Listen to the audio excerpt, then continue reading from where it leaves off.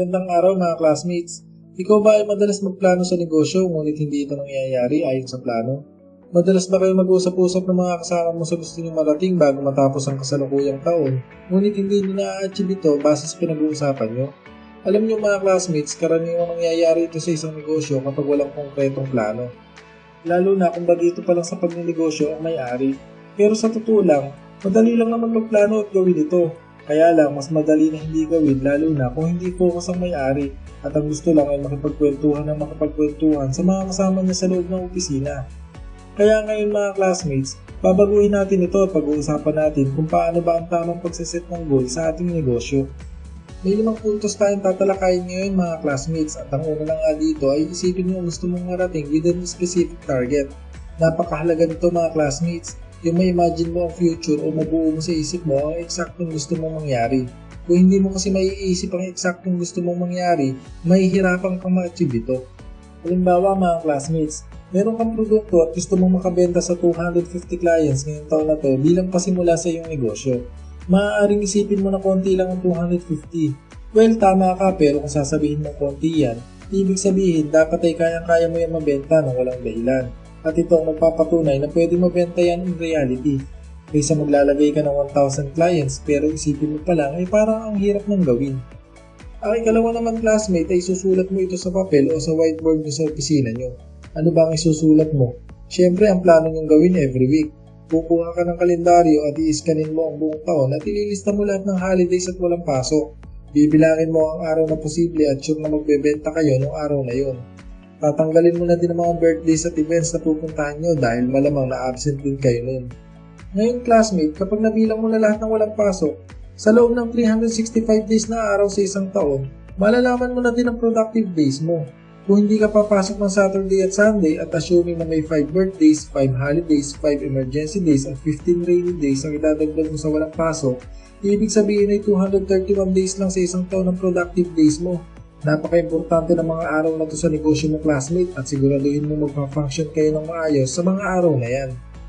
Ang ikatlo mga classmates ay susulat nyo ang mga nagiging problema nyo every week.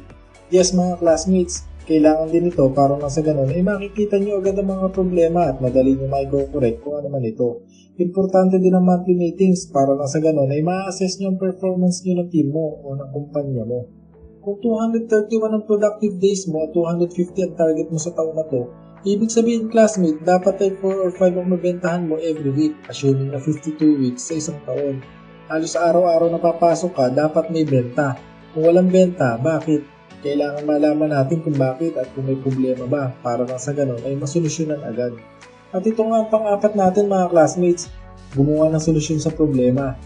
Maganda mga classmates, mayroon kang committee o may team ka pagdating sa problem solving para sa ganun, may katulong ka mag-iisip ng solusyon.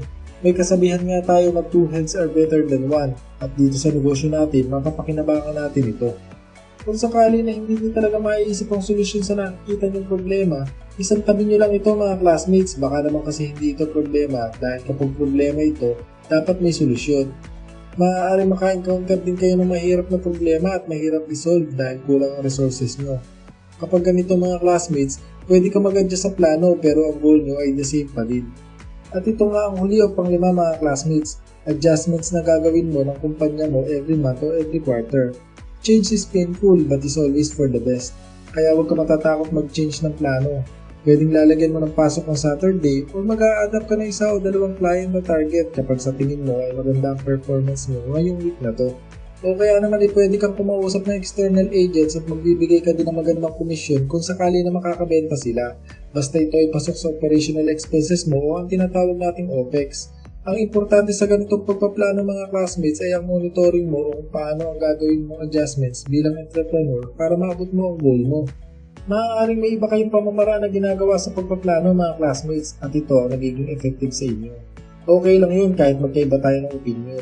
Basta ang importante ay na-achieve natin ang nakaset na goal natin dahil kung hindi natin ito gagawin at wala tayong nakikitang goal, hindi tayo magtatagumpay. Sabi nga sa Proverbs 29:18, where there is no vision, the people perish. Ano mga classmates, may natutunan ba kayo sa mga tinalakay natin ngayon?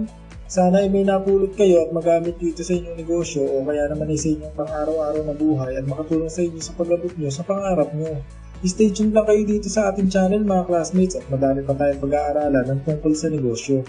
At bago tayo mag-iwalay mga classmates, kung hindi pa kayo nakasubscribe dito sa ating channel ay okay lang ba na makahingi ako ng subscription sa inyo at pakilike and share na din ang video natin sa iba para magkaroon din sila ng idea sa mga tinatalakay natin dito at para lumaki pa ang community natin. Madalas ay nag-upload tayo ng video dito ng tungkol sa negosyo at kung ano ba ang mga tamang strategies. Sige mga classmates, hanggang dito na lang muna at magkita-kita na lang ulit tayo sa ating next video.